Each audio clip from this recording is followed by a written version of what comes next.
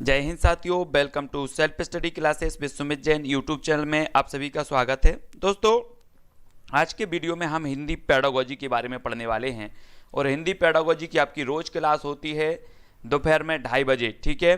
और ये पार्ट 3 है हिंदी पेडागोजी का, इसके पहले के 2 पार्ट भी देख लेना, है ना। और 130 प्रश्न का एक वीडियो हिंदी पेडागोजी का मैंने डाला है, वो भी आप सभी को देखना है। और हिंदी पेडागोजी आपके लिए बहुत ही महत्वपूर्ण है, चाहे आप रीड एग्जाम की तैयारी कर रहे हैं, एमपीटेट वर्ग 3 की कर रहे हैं या फिर सीटीईटी एग्जाम की तैयारी कर रहे हैं, तब सभी के लिए आपको बहुत ही महत्वपूर्ण हो जाता है पेडागोजी के बारे में। आज हम कुछ महत्वपूर्ण प्रश्नों पर चर्चा करेंगे जो कि आपको प्रश्न के उत्तर बताने होते हैं, ठीक है। टेस्ट सीरीज पर उत्तर होंगे, सभी लोगों को फटाफट से बताना है। चलिए स्टार्ट करते हैं दोस्तों, और अपना अपना सभी लोग आकलन करते जाएंगे कि किसको कितने जो है अंक मिल रहे हैं, कितने नंबर मिल रहे हैं। जो भी साथी नए हैं चैनल पर वो सब्सक्राइब कर लेना, बेल आइकन के दबाकर आपको ऑल पर क्लिक करना है, जिससे ऑल वीडियो की इंफॉर्मेशन आप तक पहुंचेगी, ठीक है। स्टार्ट करेंगे दोस्तों आज का ये वीडियो। सभी लोगों को फटाफट से पूरे के पूरे प्रश्न अटेंड करना है। आज का जो अपना पहला प्रश्न है, भाषा शिक्षण के संदर्भ में कौन सा कथन सही नहीं है बताना है। तो कौन सा कथन सही नहीं है? पहला आपका है, भाषा शिक्षण में समृद्ध भाषिक परिवेश उपलब्ध कराना जरूरी है। भाषा की नियमबद्धता को केवल व्याकरण के माध्यम से ही जाना जा सकता है। भाषागत शुद्धता के प्रति अत्यधिक कठोर व्यवहार अपनाना चाहिए, या फिर समृद्ध भाषिक परिवेश में बच्चे जो है स्वयं का निर्माण करते हैं, स्वयं के नियमों का निर्माण करते हैं। तो जल्दी बताना है कौन सा कथन सही नहीं है बताना है। प्रश्न क्रमांक 1 का सभी लोग उत्तर बताएंगे, फटाफट से सभी लोग उत्तर बताएं। उत्तर क्या हो जाएगा सभी लोगों को बताना है, और सभी लोग अपना आकलन करते जाएंगे। आपके प्लस में नंबर जुड़ते जाएंगे यहाँ पर, है ना। तो सभी लोग अपना आकलन करेंगे, तब आपका जो पहला प्रश्न है, पहला जो आपका उत्तर हो जाएगा इसका, वो क्या होगा सभी लोग बताएंगे। तो बहुत बढ़िया आंसर, सभी लोगों ने उत्तर बताया। अधिकांश लोग डी बता रहे हैं, कुछ लोग सी बता रहे हैं, लेकिन इसका उत्तर हो जाएगा दोस्तों सी, यानी कि आपका सी नंबर बिल्कुल सही हो जाएगा, ठीक है। बहुत बढ़िया आंसर। सी नंबर जिन्होंने भी बताया है वो अपने 1 नंबर का इजाफा कर लें, 1 नंबर अपने स्कोर में जोड़ दें, ठीक है। सी नंबर आपका सही है। तब अगला क्वेश्चन देखेंगे, गणित विज्ञान सामाजिक विज्ञान की कक्षा एक तरह से भाषा की ही कक्षाएं हैं। इस कथन के समर्थन में कौन सा तर्क सबसे कमजोर है? हमें सबसे कमजोर तर्क बताना है, और 4 विकल्प हमारे सामने मौजूद हैं। पहला है, विभिन्न विषयों के जो है शिक्षण में भाषा शिक्षण का मुख्य उद्देश्य होता है ना। दूसरा है, विभिन्न विषयों की अवधारणात्मक समझ की अभिव्यक्ति की भी भाषा विशेष में सहायक होती है। विभिन्न विषयों की अवधारणाएं किसी भाषा विशेष से बनती हैं, या विभिन्न विषयों के अध्ययन अध्यापन में भाषा साधन का कार्य करती है। तब हमें सबसे कमजोर तर्क बताना है, सभी लोगों को बताना है जी। सभी लोग बताएंगे, उत्तर क्या हो जाएगा? मनोज पटेल जी फटाक से उत्तर बताना है। प्रश्न क्रमांक 2 का उत्तर, सभी लोग अपना अपना जो है नंबर, अपना अपना स्कोर शामिल करते जाएंगे। तब प्रश्न क्रमांक 2 का उत्तर अधिकांश लोगों ने बताया है, क्या बताया? अधिकांश लोग सी बता रहे हैं, और इसका जो आंसर हो जाएगा ए हो जाएगा, कि विभिन्न विषयों के शिक्षण में भाषा शिक्षण का मुख्य उद्देश्य होता है। तो दोस्तों, आपका सबसे जो कमजोर पक्ष माना जाएगा वो ए माना जाएगा। मुख्य उद्देश्य नहीं होता भाषा शिक्षण का विभिन्न विषयों में, तो ए नंबर जो है आपका कमजोर पक्ष माना जाएगा। जिन्होंने भी ए बताया है ईमानदारी से वो अपने प्लस कर लें, 1 अंक प्लस करेंगे, ठीक है। ए नंबर आपका सही हो जाएगा यहाँ पर। तब अगला क्वेश्चन देखेंगे, भाषा शिक्षण के संदर्भ में कौन सा कथन सही नहीं है? सही नहीं है बताना है, सभी लोग बताएंगे। भाषा अर्जन और भाषा अधिगम में अंतर होता है। भाषा शिक्षण में केवल भाषाई शुद्धता पर ही अधिक बल रहता है। भाषा सीखने में अन्य विषयों का अध्ययन अध्यापन सहायक होता है, या फिर समृद्ध भाषा परिवार भाषा अर्जित करने में सहायक होता है। तब प्रश्न क्रमांक 3 का उत्तर सभी लोग बताएंगे, सभी लोगों को बताना है, और अच्छे से बताना है, सोच समझ के। आपने नंबर, आपको यहाँ पर नंबर भी मिलते जा रहे हैं, ईमानदारी से सभी लोग अपने अपने नंबर जोड़ते जाना, और लास्ट में सभी को अपने नंबर बताना है कि कितने प्रश्न आपने अटेंड किए हैं। तब अधिकांश लोगों ने जो उत्तर बताए हैं वो अधिकांश लोग उत्तर बता रहे हैं। बहुत बढ़िया आंसर, बी नंबर जिन्होंने भी बताया है कि भाषा शिक्षण में केवल भाषाई शुद्धता पर ही अधिक बल होता है, एक कथन आपका बिल्कुल सही नहीं है। केवल भाषाई शिक्षण पर जो है अधिक बल नहीं रहता, याद रख लेना, ठीक है। तो बी नंबर जिन्होंने भी बताया है वो अपना 1 प्लस कर ले, 1 नंबर, ठीक है। बहुत बढ़िया। अगला क्वेश्चन देखेंगे, कौन सा नियम स्थूल ज्ञान से सूक्ष्म ज्ञान की ओर अग्रसर होने की बात कहता है? तो प्रश्न क्रमांक 4 का उत्तर सभी लोग बताएंगे। कौन सा नियम स्थूल ज्ञान से सूक्ष्म ज्ञान की ओर अग्रसर होने की बात कहता है? ज्ञात से अज्ञात की ओर, अनिश्चित से निश्चित की ओर, पूर्ण से अंश की ओर, या मूर्त से अमूर्त की ओर? सभी लोग उत्तर बताएंगे फटाक से।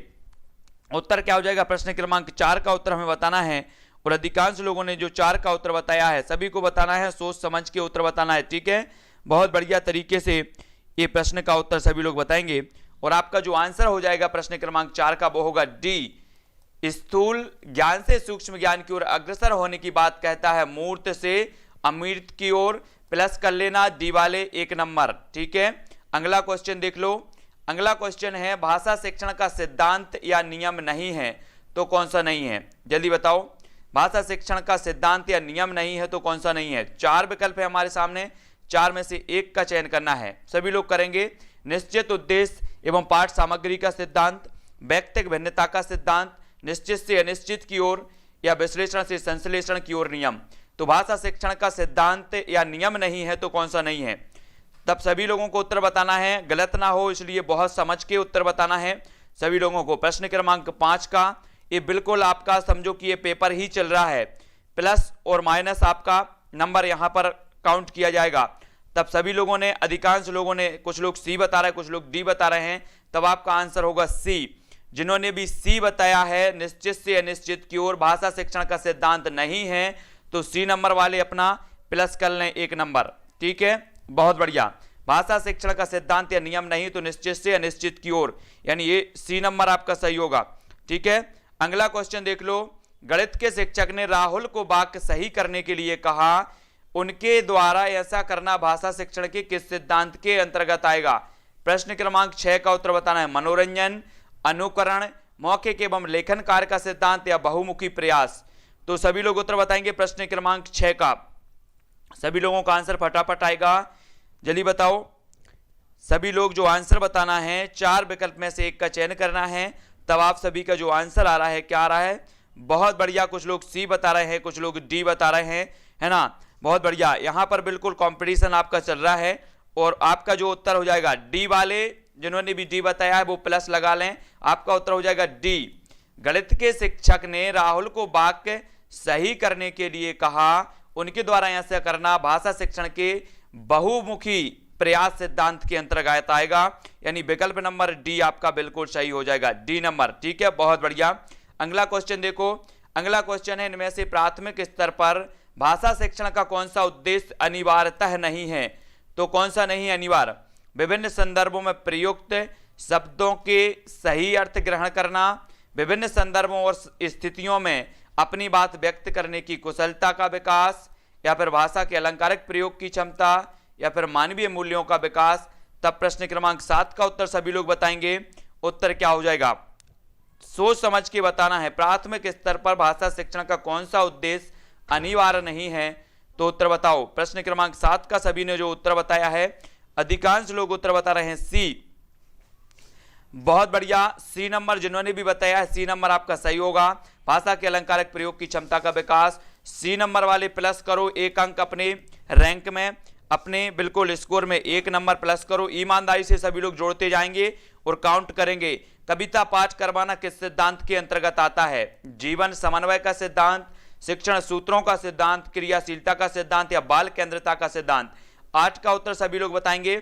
8, प्रश्न क्रमांक 8 का सभी को उत्तर बताना है, और बहुत सोच समझकर बताना है, क्योंकि यहां पर सिर्फ अपना पेपर ही चल रहा है ना? शिक्षा शास्त्र का पेपर ही चल रहा है, और पेपर में हमें गलत नहीं करना, इसलिए सभी लोग सोच के ईमानदारी से उत्तर देंगे। और उत्तर क्या हो जाएगा? कविता पाठ करवाना किस सिद्धांत के अंतर्गत आता है? तब सभी लोगों ने जो उत्तर बताया है वो क्या बताया है? कविता पाठ करवाना। देखो बहुत अच्छे से देना है, बहुत बढ़िया। कुछ लोग बी बता रहे हैं, कुछ लोग सी बता रहे हैं, तब आपका उत्तर होगा सी, क्रियाशीलता का सिद्धांत। यानी कि आपका बी, सी नंबर जो है, सी वाले अपने स्कोर में 1 प्लस कर लो, सी नंबर आपका सही होगा। कविता पाठ करवाना क्रियाशीलता का सिद्धांत होता है, सी नंबर। ठीक है, बहुत बढ़िया, आंसर सी सभी का सही है। अगला क्वेश्चन देखो। उदाहरण देकर नियमों का निर्धारण किया जाता है, तो विशेष से सामान्य की ओर नियम से, सरल से जटिल की ओर नियम से, मनोवैज्ञानिक से तार्किक की ओर नियम से, आगमन से निगमन की ओर नियम से, सभी लोग उत्तर बताएंगे। फटाफट से सभी को उत्तर बताना है और अपना आकलन करना है। एक शिक्षा शास्त्र के जो प्रश्न हैं, अब आपको लेवल थोड़ा सा समझ में आया होगा कि क्या शिक्षा शास्त्र का लेवल है, तब सभी को बताना है। तो सभी लोग को पता है कि उदाहरण से नियम की ओर जाते हैं कौन में, बहुत बढ़िया आंसर, आगमन से निगमन की ओर। आगमन के से निगमन की ओर जो नियम है, इसमें सबसे पहले उदाहरण प्रस्तुत किया जाता है और फिर नियम। ठीक है, बहुत बढ़िया आंसर। डी वाले बिल्कुल एक अंक इजाफा करें। भाषा एक खालिस्तान विषय है, सैद्धांतिक, व्यवहारिक, नीरस या फिर चुनौतीपूर्ण। सभी को प्रश्न क्रमांक 10 का उत्तर बताना है, सभी लोग बताएंगे। तो उत्तर क्या हो जाएगा प्रश्न क्रमांक 10 का? सभी लोग अपनी अपनी रैंक, अपने अपने स्कोर देखते जाएं, कितने प्रश्न आप सही कर रहे हैं, कितने गलत कर रहे हैं, अपना आकलन कर लें शिक्षा शास्त्र वाले। ठीक है, तब 10 का जो आपका उत्तर होगा, जो सभी लोगों ने बताया है, 10 का उत्तर होगा बी, यानी कि व्यवहारिक। भाषा एक व्यवहारिक विषय है, बी नंबर वाले बिल्कुल सभी लोग अपना नंबर में इजाफा करें। ठीक है, बहुत बढ़िया आंसर, बी नंबर जिन्होंने बताया उनका बिल्कुल सही है। अगला क्वेश्चन है, भाषा की प्रकृति जो है, प्रकृति के संबंध में कौन सा कथन उचित नहीं है? उचित नहीं है तो कौन सा नहीं है? भाषा कठोरता से व्याकरण नियमों का अनुसरण करती है, भाषाएं एक दूसरे के सानिध्य में फलती फूलती हैं, भाषा एक नियमबद्ध व्यवस्था है, या भाषा का जितना अधिक प्रयोग किया जाएगा उतनी ही भाषा पर पकड़ मजबूत होगी। तो कौन सा उचित नहीं है, सभी लोगों को बताना है। सभी लोगों को प्रश्न क्रमांक 11 का उत्तर बताना है, सभी लोग बताएंगे। प्रश्न क्रमांक 11 का उत्तर क्या हो जाएगा? तब अधिकांश लोग जो उत्तर बता रहे हैं वो क्या बता रहे हैं? बहुत बढ़िया आंसर। जिन्होंने भी उत्तर बताया है ए, वो अपना 1 नंबर प्लस कर लें, 1 नंबर प्लस, है ना, ए नंबर बिल्कुल सही आपका हो जाएगा। ठीक है, बहुत बढ़िया आंसर। अगला क्वेश्चन है, सृजनात्मकता का विकास करने में कौन सा सहायक नहीं है? सृजनात्मकता का विकास करने में कविता पूरी करना, चित्र पर आधारित मौखिक अथवा लिखित वर्णन, प्रश्नों के उत्तर देना, या फिर अधूरी कहानी को पूरा करना। सभी लोगों को उत्तर बताना है, अपने स्कोर में इजाफा करना है। ठीक है, बहुत ज्यादा कंपटीशन है और कंपटीशन में उत्तर बहुत अच्छे से बताना है, जल्दी जल्दी बताना है। प्रश्न क्रमांक 12 का उत्तर, है ना, अगर आपके 42 क्वेश्चन इस वीडियो में हैं तो 40 क्वेश्चन, 40 के उत्तर कौन बता पा रहा है वो देखता है ना, वो देखने लायक चीज होगी। तब 12 का उत्तर अधिकांश लोगों ने बताया सी, प्रश्नों के उत्तर देना। तो सी वाले बिल्कुल सही कर लेना। ठीक है, और ईमानदारी से अपने स्कोर में प्लस करना है, किसी भी प्रकार से नकल नहीं करना, अपने मन से बताना है। ठीक है, तभी आप अपना आकलन करेंगे, नहीं तो अपने आप को धोखा देने वाली बात होगी। सृजनात्मकता का विकास करने में कौन सा सहायक नहीं है? तो सी नंबर आपका बिल्कुल सही होगा, सी नंबर, बहुत बढ़िया आंसर। अगला क्वेश्चन देखो, जो बच्चे सुन नहीं सकते वह शीघ्र भाषा सीख जाते हैं, उन्हें भाषा सीखने में समय लगता है, वह भाषा सीख नहीं सकते, या फिर वह भाषा प्रयोग लिखित रूप में कर सकते हैं। तो 13 का उत्तर सभी लोग बताएंगे, उत्तर क्या हो जाएगा? मोस्ट इंपॉर्टेंट प्रश्न है, सभी को बताना है। प्रश्न क्रमांक 13 का उत्तर, सभी लोग वीडियो को लाइक जरूर कर देना, और ये टेस्ट आपका निरंतर चलेगा। और 13 का उत्तर सभी को बताना है, फटाक से सोच समझ के एक बार उत्तर बताना है। ठीक है, बहुत बढ़िया आंसर। जिनका भी आंसर क्या आ रहा है डी, डी वाले अपने नंबर में इशाफा करें, एक डी नंबर इसका सही हो जाएगा। जो बच्चे सुन नहीं सकते वह भाषा का प्रयोग लिखित रूप में कर सकते हैं, तो डी नंबर आपका बिल्कुल सही है, डी नंबर, बहुत बढ़िया आंसर। अगला क्वेश्चन है, दैनिक कार्यों में मनुष्य किन 2 कौशलों का सर्वाधिक प्रयोग करता है? 14 का उत्तर हमें बताना है, सभी लोग उत्तर बताएंगे। दैनिक कार्यों में मनुष्य किन 2 कौशलों का सर्वाधिक प्रयोग करता है? लेखन एवं भाषा कौशल, श्रवण एवं पठन कौशल, श्रवण एवं वाचन कौशल, या वाचन एवं लेखन कौशल। तो जल्दी से बताएंगे सभी लोग, उत्तर क्या होगा? उत्तर बताना है। और सभी लोग, जो अधिकांश लोग उत्तर बता रहे हैं वो क्या बता रहे हैं? बहुत बढ़िया आंसर। तो दैनिक कार्यों में मनुष्य किन 2 कौशलों का सर्वाधिक प्रयोग करता है? तब प्रश्न क्रमांक 14 का जो आपका आंसर हो जाएगा, अधिकांश लोगों ने बिल्कुल सही बताया है। जिन्होंने भी सी उत्तर बताया है, श्रवण एवं वाचन कौशल, उनका सही है, वो अपने स्कोर में 1 नंबर इजाफा ले। ठीक है, सी नंबर वाले, बहुत बढ़िया। अगला क्वेश्चन देख लो, शास्वर वाचन का मुख्य उद्देश्य क्या होता है? 15 का उत्तर सभी लोग बताना है। शास्वर वाचन का मुख्य उद्देश्य पढ़ने में आनंद की अनुभूति करना, बच्चों में पढ़ने संबंधी झिझक को समाप्त करना, बोल बोल कर पढ़ना, या द्रुत गति से वाचन करना। फटाफट से उत्तर बताना है। 15 का उत्तर क्या हो जाएगा? 4 विकल्पों में से चयन करना है, आसानी से करना है, ठीक है। बिल्कुल गंभीरता से सभी लोग उत्तर बताएंगे, समझ समझ के उत्तर बताना है। और शास्त्रवाचन का जो मुख्य उद्देश्य होता है वो क्या होता है, तब अधिकांश लोगों ने बी बताया है, बच्चों में पढ़ने संबंधी झिझक को समाप्त करना, यानी बी नंबर बिल्कुल सही है। बी नंबर अपना 1 नंबर क्या है, 1 नंबर इजाफा कर ले स्कोर में, ठीक है, बहुत बढ़िया आंसर। अगला क्वेश्चन है, इनमें से किस प्रतियोगिता के लिए मौखिक अभिव्यक्ति की आवश्यकता नहीं होती, तो जल्दी बताना है। वाद विवाद, भाषण, अंत्याक्षरी या कविता लेखन। गलत नहीं होना चाहिए, सरल प्रश्न है। प्रश्न क्रमांक 16 का मौखिक अभिव्यक्ति की आवश्यकता नहीं होती है, तो किसमें नहीं होती, जल्दी बताओ। प्रश्न क्रमांक 16 का उत्तर बताना है, और 16 का जो अधिकांश लोग उत्तर बता रहे हैं, बहुत बढ़िया आंसर। 16 जो वाले डी वाले बता रहे हैं कि कविता लेखन में मौखिक अभिव्यक्ति की आवश्यकता नहीं होती, तो डी नंबर बिल्कुल सही है, प्लस करो अपने 1 नंबर, ठीक है, बहुत बढ़िया आंसर। अगला क्वेश्चन देखो, सुनना कौशल में शामिल है, तो क्या शामिल है, दूसरों की बात सुनने में रुचि, धैर्य और प्रतिक्रिया, प्रश्नों को ध्यानपूर्वक सुनने की क्षमता का विकास, शांतिपूर्ण सुनना, या फिर सुने हुए शब्दों की केवल पुनरावृत्ति। तो सुनना कौशल में शामिल है तो क्या है, सभी लोग उत्तर बताएंगे। सुनना कौशल में शामिल क्या है, जल्दी बताना है।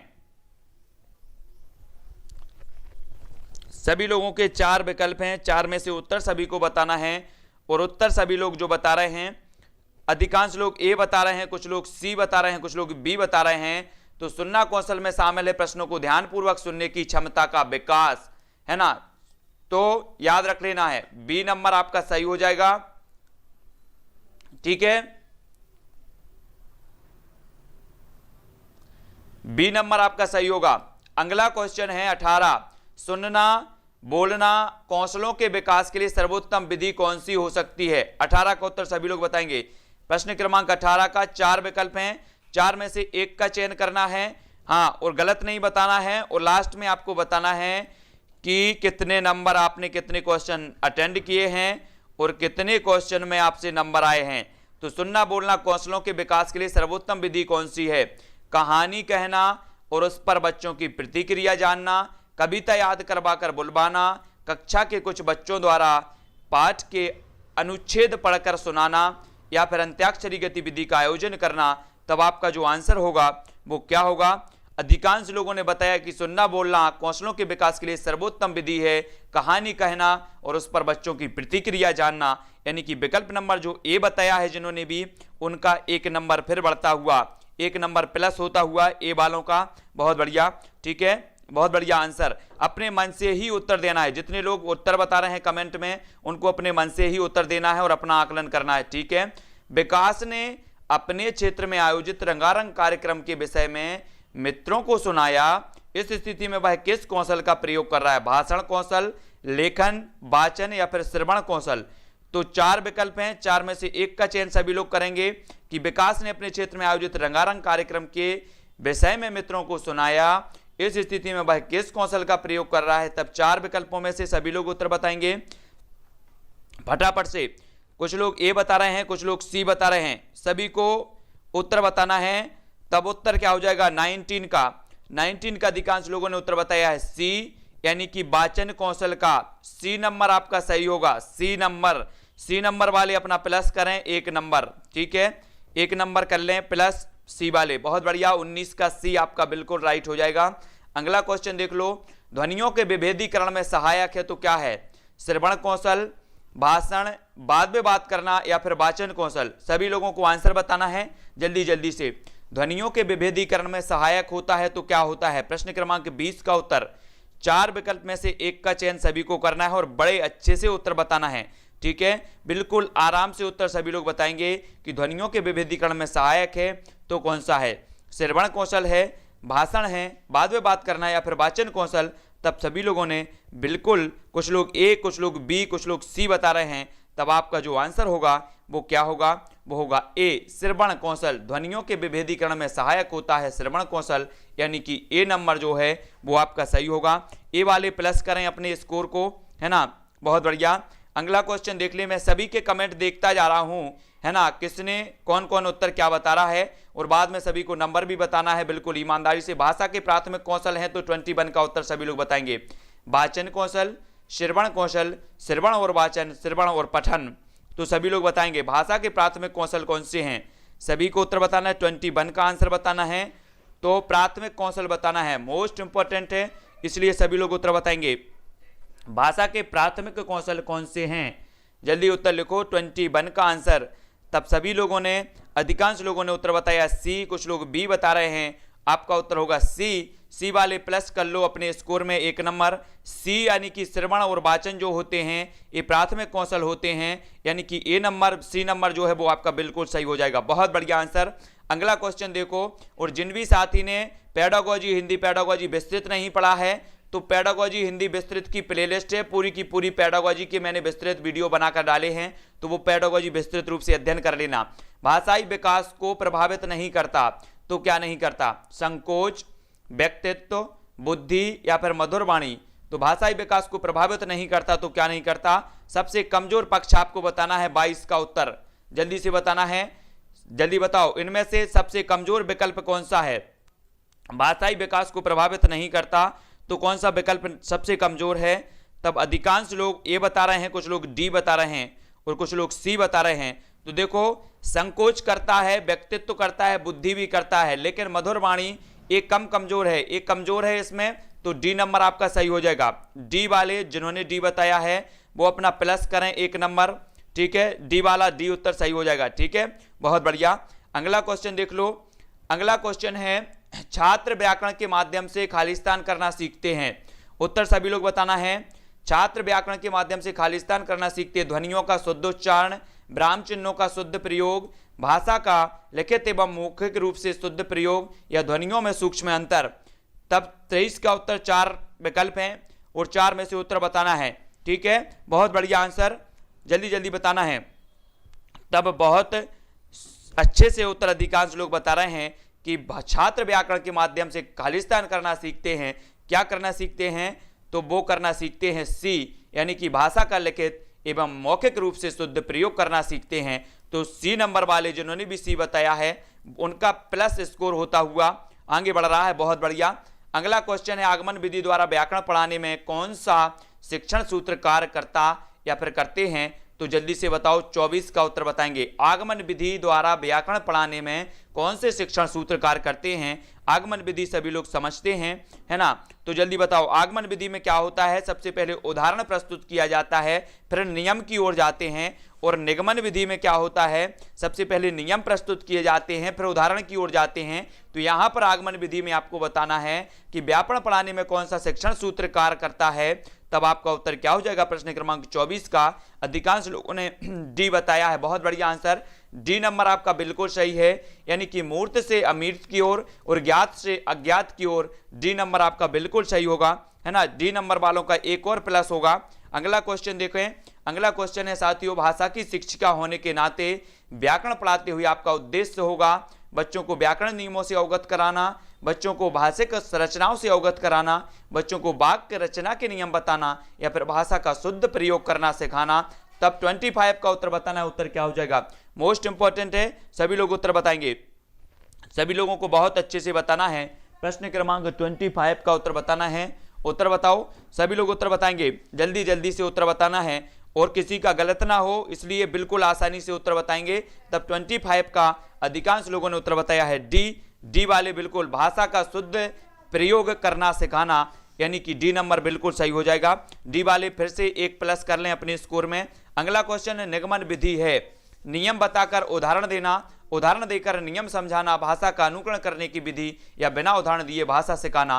तब 26 का आंसर किसी का भी गलत नहीं होना चाहिए, सभी लोगों का बिल्कुल आसान क्वेश्चन है, सभी लोग सरल उत्तर है, तो सभी लोगों को अच्छे से बताना है, जल्दी जल्दी बताएंगे सभी लोग। निगमन विधि में क्या होता है तब बिल्कुल सही को बताना है। हमने पहले ही पढ़ा है और मैंने आपको बता दिया है, तब अधिकांश लोगों ने बिल्कुल सही बताया है। जिन्होंने भी उत्तर बताया है ए, वो अपना ए प्लस कर लें। मैंने बताया था कि आगमन विधि में उदाहरण पहले पेश किया जाता है, बाद में नियम, और निगमन विधि में पहले नियम बाद में उदाहरण, ठीक है, बहुत बढ़िया आंसर। अगला क्वेश्चन देखो, 5वीं कक्षा की अध्यापिका छात्रों को व्याकरण पढ़ाने के लिए प्रसिद्ध लेखकों की पुस्तकें पढ़ाती है।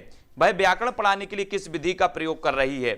27 का उत्तर बताना है। आगमन विधि, भाषा संसर्ग विधि, समवाय विधि या सह संबंध विधि। 27 का सभी लोगों को उत्तर बताना है, सभी लोग उत्तर बताएंगे, क्या हो जाएगा उत्तर। तो 5वीं कक्षा की एक अध्यापिका है जो छात्रों को व्याकरण पढ़ाने के लिए प्रसिद्ध लेखकों की पुस्तकें पढ़ाती है, तब व्याकरण पढ़ाने के लिए किस विधि का प्रयोग कर रही है। फटाफट से उत्तर बताना है, उत्तर गलत ना हो इसलिए बहुत आराम से बताना है। तो आप सभी का जो आंसर आ रहा है, बहुत बढ़िया आंसर, बी नंबर भाषा संसर्ग विधि। भाषा संसर्ग विधि यानी बी नंबर आपका बिल्कुल सही होगा। जिन्होंने भी बी बताया है वो अपना 1 प्लस करें, ठीक है, बी वाले अपना 1 प्लस कर लें, बहुत बढ़िया।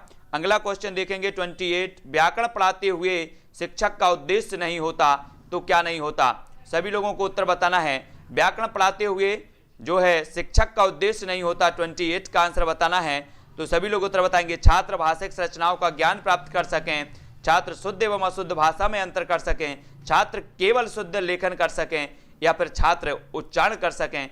तो उद्देश्य नहीं होता तो क्या नहीं होता, तब सभी लोगों ने आंसर बताया है, बहुत बढ़िया आंसर। सी नंबर जिन्होंने भी बताया उनका बिल्कुल सही है, सी नंबर आपका सही हो जाएगा। छात्र केवल शुद्ध लेखन कर सकें, ये उद्देश्य नहीं होता व्याकरण पढ़ाते हुए शिक्षक का, तो सी नंबर बिल्कुल सही है, प्लस करें सी नंबर वाले।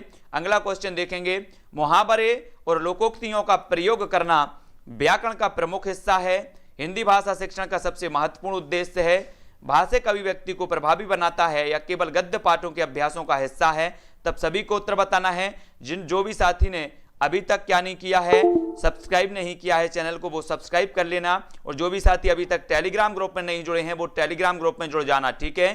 टेलीग्राम ग्रुप से जुड़ने के लिए सभी को टेलीग्राम ऐप डाउनलोड करना है, उसमें सर्च करना है IAS स्टडी ट्रैक और ज्वाइन हो जाना है। तब 29 का उत्तर सी हो जाएगा। और सी जिन्होंने भी बताया है भाषिक अभिव्यक्ति को प्रभावी बनाता है, वो 1 प्लस कर लें अपने स्कोर में, ठीक है, बहुत बढ़िया आंसर।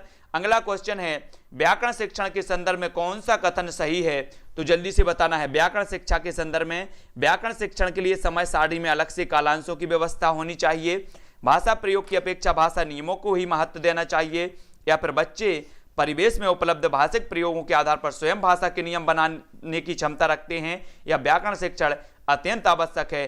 तब प्रश्न क्रमांक 30 का उत्तर क्या हो जाएगा, बिल्कुल धीरे धीरे बता रहे हैं, 30 का उत्तर बताना है, बिल्कुल धीरे धीरे, बहुत बढ़िया।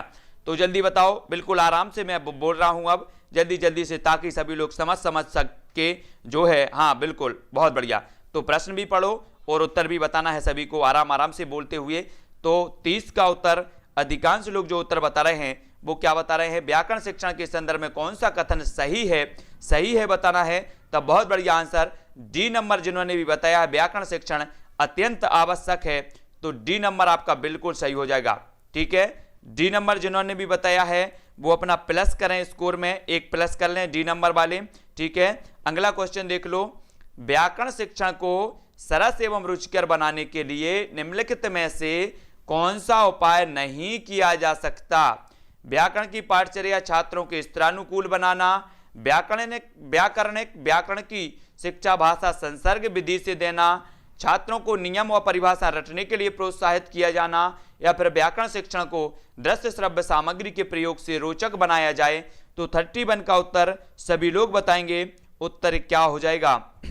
उत्तर बताना है, प्रश्न गलत ना हो इसलिए बहुत अच्छे से बताना है। 31 का आंसर सभी लोग बताएंगे, तब आपका जो उत्तर होगा 31 का वो क्या हो जाएगा। अधिकांश लोगों ने बिल्कुल उत्तर सही बताया है, सी, छात्रों को नियम और परिभाषा रटने के लिए प्रोत्साहित किया जाना, ये उपाय नहीं किया जा सकता, बहुत बढ़िया है ना। अगला क्वेश्चन है, मैंने चाट खाई और फिर मैं हंसी, शर्मिला का यह भाषा प्रयोग मुख्यतः किस ओर संकेत करता है। सभी लोग उत्तर बताएंगे, 32 का आंसर बताना है, मैंने चाट खाई और फिर मैं हंसी, शर्मिला का यह भाषा प्रयोग मुख्यतः किस ओर संकेत करता है। व्याकरण के नियमों की जानकारी के लिए, ठीक है, और नियमों का अति सामान्यीकरण, भाषा प्रयोग में असावधानी, भाषा की समझ ना होना। तब सभी लोग अच्छे से प्रश्न पढ़ना है, फिर उत्तर बताना है। तो सभी लोग बताएंगे 32 का आंसर क्या होगा, सभी लोग बताना है। प्रश्न क्रमांक कुछ लोग सी बता रहे हैं, कुछ लोग ए बता रहे हैं, तो कंफ्यूजन जरूर है। उत्तर इसका जो हो जाएगा वो क्या होगा, बी, नियमों का अति सामान्यीकरण, बी नंबर जिन्होंने भी बताया है वो +1 करेंगे, +1 करना है जिन्होंने भी बी बताया है, ठीक है, बहुत बढ़िया आंसर। है ना।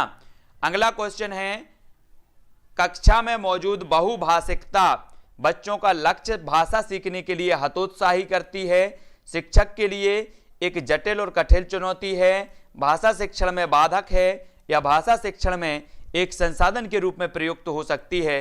तो कक्षा में मौजूद बहुभाषिकता बताना है आपको किस प्रकार से जो है विकल्प आपका सही होगा। 4 पढ़ना है विकल्प को और उत्तर बताना है ना। जल्दी जल्दी से सभी लोग उत्तर बताएंगे, है ना। कुछ सरल प्रश्न और कुछ कठिन प्रश्न हैं, तब अधिकांश लोगों ने उत्तर बताया है डी वाले अपना इजाफा कर लें। भाषा शिक्षण में एक संसाधन के रूप में प्रयुक्त हो सकती है, बहुत बढ़िया, डी नंबर आपका बिल्कुल सही होगा।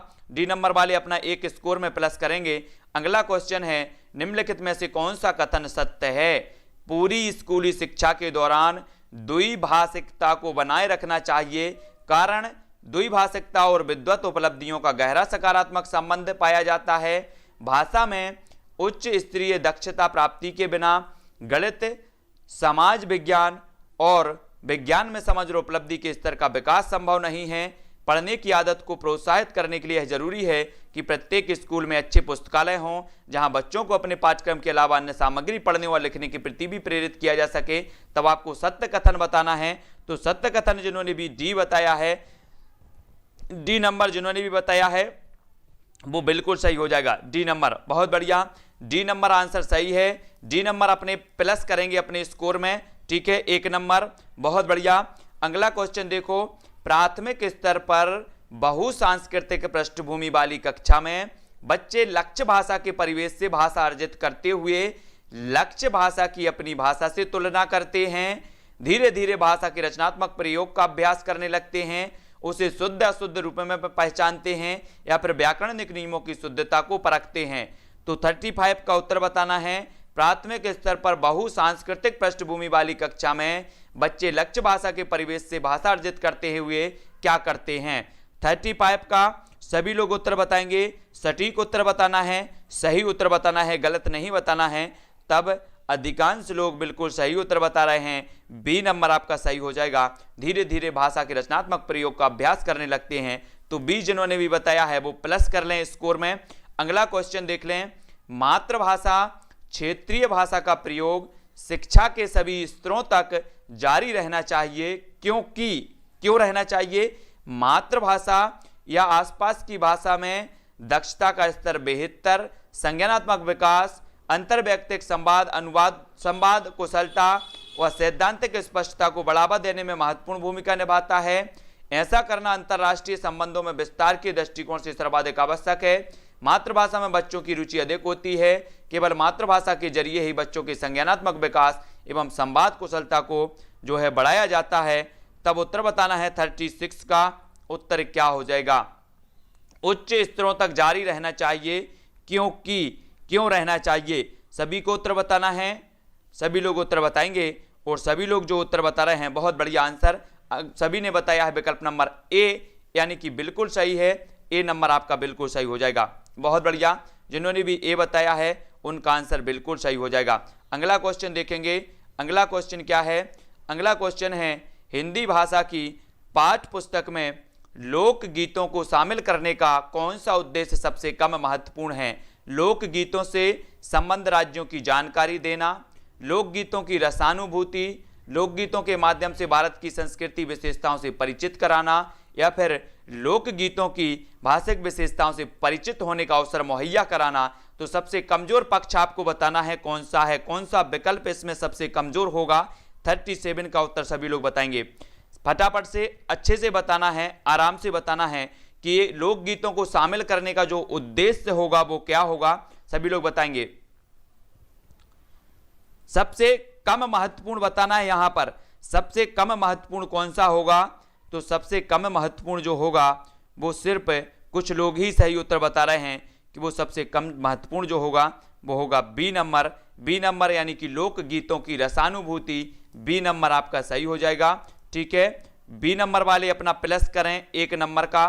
ठीक है, बी नंबर जिन्होंने भी बताया है उनका इजाफा होगा 1 नंबर। अगला क्वेश्चन देखेंगे, एक बहुसांस्कृतिक पृष्ठभूमि वाली कक्षा में भाषा सीखने से संबंधित कौन सा विचार उचित है? व्याकरण नियमों का अधिक से अधिक प्रयोग होना चाहिए, समृद्ध भाषिक परिवेश का निर्माण किया जाना चाहिए, या फिर अधिक से अधिक पुस्तकों का निर्माण किया जाना चाहिए, या बालकों में भाषा सीखने की क्षमता बलपूर्वक विकसित की जानी चाहिए। जो जल्दी उत्तर बता रहे हैं वो थोड़ा सा लेट उत्तर बताएं, प्रश्न को पढ़ करके बताएं, ठीक है। आप प्रश्न भी नहीं पढ़ते और उत्तर बता देते हो, तो थोड़ा सा अपनी हैबिट में लाओ कि प्रश्न को पूरा पढ़ना है, विकल्प को पढ़ना है, फिर उत्तर बताना है। तब 38 का आंसर सभी लोगों ने, अधिकांश लोगों ने बताया है बहुसांस्कृतिक पृष्ठभूमि वाली कक्षा भाषा सीखने से संबंधित कौन सा विचार उचित है, तो बी नंबर जिन्होंने भी बताया है कि समृद्ध भाषिक परिवेश का निर्माण किया जाना चाहिए, यानी कि बी नंबर आपका सही हो जाएगा, ठीक है। बहुत बढ़िया, बी नंबर आपका सही है।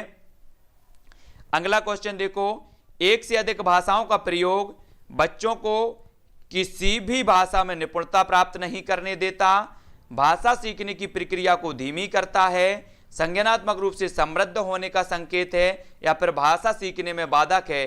तो एक से अधिक भाषाओं का प्रयोग, जल्दी से 4 विकल्प हैं, अच्छे से पढ़ना है और उत्तर बताना है फटाफट से। आपका प्लस और माइनस यहीं से होगा। स्कोर आपके कितना आ रहा है, तो 39 का जो अधिकांश लोगों ने उत्तर बताया है, क्या बताया है, बहुत बढ़िया आंसर सभी लोग बता रहे हैं कि संज्ञानात्मक रूप से समृद्ध होने का संकेत है, यानी 39 का उत्तर। सी वाले अपना प्लस कर लें एक स्कोर, बहुत बढ़िया आंसर। सी जिसने बताया है उसका बिल्कुल सही है। मैं अपनी कक्षा में बहुभाषिकता को महत्व देती हूँ, इसलिए मैं भिन्न भिन्न भाषाओं की पुस्तकों का आदर करती हूँ, बच्चों को अपनी भाषाओं की कविताओं का गान करवाती हूँ, या फिर श्याम पट पर हिंदी भाषा के शब्दों के अर्थ 2 भाषाओं में अवश्य लिखती हूँ, या फिर सभी बच्चों को अपनी मातृभाषा में कहने सुनने की आज़ादी देती हूँ। तो ये प्रश्न अच्छे से पढ़ना है कि मैं अपनी कक्षा में बहुभाषिकता को महत्व देती हूँ, इसलिए मैं क्या करती हूँ। 4 विकल्प में से उत्तर सभी लोग बताएंगे, सभी का आंसर बिल्कुल सटीक और सही आना चाहिए। तो अधिकांश लोग, बहुत बढ़िया, बिल्कुल सही आंसर आ रहा है कि जब बहुभाषिकता कक्षा होगी तो वहां पर बच्चों को मातृभाषा में, यानी कि सभी लोग अपनी मातृभाषा में क्या कहने एवं सुनने की आज़ादी होती है बहुभाषिकता कक्षा में। तो डी नंबर वाले अपना 1 प्लस कर लें, उत्तर हो जाएगा डी, ठीक है। बहुत बढ़िया आंसर, डी नंबर आपका बिल्कुल सही है। तब अगला क्वेश्चन देख लेंगे, मातृभाषा में शिक्षा से कक्षा में पढ़ाई करने में सुविधा होगी, शिक्षार्थियों की अधिकाधिक प्रतिभागिता, बेहतर परिणाम निकलेंगे, या उपरोक्त सभी, क्या होगा। मातृभाषा में शिक्षा से क्या होगा, प्रश्न क्रमांक 41 का उत्तर बताना है, सभी लोग उत्तर बताएंगे और सभी का उत्तर बिल्कुल सही आना चाहिए। जल्दी जल्दी से उत्तर बताना है, मोस्ट इंपॉर्टेंट है। बहुत बढ़िया तरीके से सभी लोगों ने उत्तर बताया है। प्रश्न क्रमांक विकल्प नंबर जो डी है बिल्कुल सही होगा। फिर से आपका 1 नंबर बढ़ता हुआ डी वालों का, बहुत बढ़िया। अगला क्वेश्चन है, आपकी कक्षा में कुछ विद्यार्थी सड़क को सड़क बोलते हैं, इसका सबसे संभावित कारण क्या है। 42 का आंसर बताना है। आपकी कक्षा है जिसमें कुछ विद्यार्थी हैं सड़क को सड़क बोलते हैं, इसका संभावित कारण क्या हो जाता है। लापरवाही का होना, उनकी मातृभाषा का प्रभाव, उन्हें हिंदी ना आना, या सुनने में समस्या। तो उत्तर क्या होगा, 42 का उत्तर सभी लोगों को बिल्कुल आराम से देना है, प्रश्न को समझ करके देना है। तो उत्तर क्या हो जाएगा, बहुत बढ़िया आंसर, बिल्कुल सटीक और सही आंसर बता रहे हैं। बी वालों का फिर से स्कोर यहां पर बढ़ता हुआ 1 नंबर, ठीक है, बहुत बढ़िया आंसर बी वाला इसका सही होगा। उनकी मातृभाषा का प्रभाव होता है, तो बी इसका सही होगा। अगला क्वेश्चन यहां पर, अब यहां पर अपने 42 क्वेश्चन हो चुके हैं। जिन्होंने भी 42 क्वेश्चन अटेंड किए हैं पहले तो वो कमेंट करें, ठीक है, सभी लोगों को बताना है। पहले जिन्होंने 42 क्वेश्चन अटेम्प्ट किए हैं वो पहले कमेंट करके बताएं कि मैंने 42 प्रश्न जो है बताए हैं, 42 क्वेश्चन मैंने अटेम्प्ट किए हैं, सभी लोग बताएंगे। बहुत बढ़िया, अरविंद धाकड़ जी 42 में से 34 इनको आए हैं, सभी लोगों को उत्तर बताना है, उत्तर बताएंगे, फटाफट बताना है सभी लोग किसने कितने किए हैं। नीरज जी, द्विवेदी जी, मैं उन्हीं का नाम लूंगा जिन्होंने अटेम्प्ट किए हैं क्वेश्चन, 42 किए हैं, बहुत बढ़िया। ब्रजेंद्र जी, सोना जी, मधुराज जी 26 किए हैं इन्होंने, 22 आए हैं। राम रतन जी 41, बहुत बढ़िया। सिया जी, अंजना जी, है ना, बहुत बढ़िया।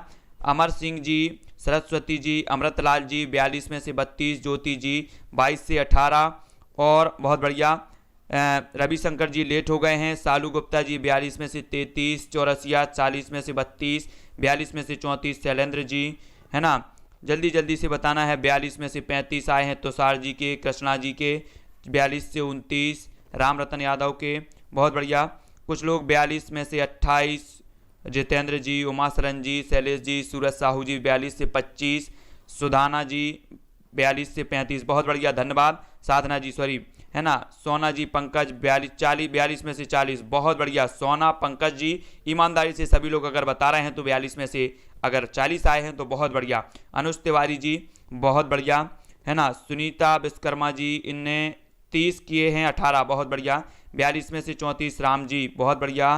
राम रतन जी 41, बहुत बढ़िया, धन्यवाद। राम जतन जी यादव है ना। घनश्याम पटेल जी 42 से 30, शहीद जी 30 में से 22, जगदीश जी 28, नीरज जी 42 है ना। एकता जी बहुत बढ़िया है ना। राम गोविंद जी 22 से 14, अभिलाषा जी पांडे 31, साधना कोष्टी 42 से 35, बहुत बढ़िया। जिनके 35 भी आ रहे हैं उनका भी बहुत बढ़िया है। निकिता जी विश्वकर्मा 23, भजन जी 34, 42 से 29, कृष्णा अहिरवार जी। देखो अभी एक बार ही कमेंट करेंगे सभी लोग, डबल नहीं करेंगे कोई भी। पूजा शर्मा जी 29, प्रीति जी बहुत बढ़िया है ना। मधुराज जी, कुमारी, अंजू जी बहुत बढ़िया, संजय जी, दिनेश जी, शैलेंद्र जी, साधना जी, रचना जी, ब्रजेंद्र जी, राम गोपाल जी, इनके 33 आए हैं।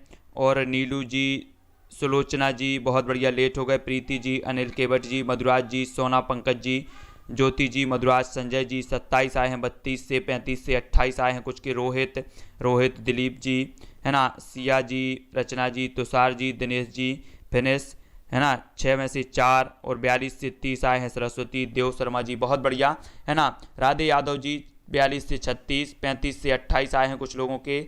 दिलीप जी, उमा सरन, अनुज तिवारी जी बहुत बढ़िया है ना। मतलब कुछ लोगों के एक आध या दो लोग के 42 में से 40 आए हैं, उनको बहुत बहुत धन्यवाद। जिनके 35 नंबर आए हैं उनकी भी स्थिति बहुत बढ़िया है। 35 वालों की, 30 वाले भी बहुत बढ़िया प्रयास कर रहे हैं है ना। और 30 में से जिसके कम नंबर आए हैं उनको हिंदी पेडागोजी अच्छे से पढ़ने की ज़रूरत है, ठीक है। मैथ की पेडागोजी के मैंने 10 या 12 प्रैक्टिस सेट करवा दिए हैं। मैथ की पेडागोजी आप प्लेलिस्ट में जाके देखेंगे। शहीद खान जी, गिरजय है ना, गिरिराज जी बहुत बढ़िया, सूरज जी और रविंद्र लोधी जी बहुत बढ़िया, 38 से 28 आए हैं।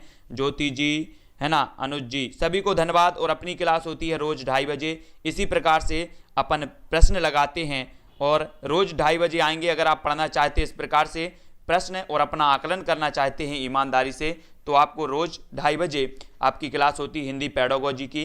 शाम को पर्यावरण की होती है 6:30 बजे पर्यावरण, ठीक है। मैथ की वो वाली क्लास नहीं होती आपकी थ्योरी वाली, मैथ की पेडागोजी है आपकी कंप्लीट। 10 टेस्ट मैंने करवा दिए हैं, ठीक है। पर्यावरण की शाम को 6:30 बजे और बाल विकास की 7:15 पर होती है।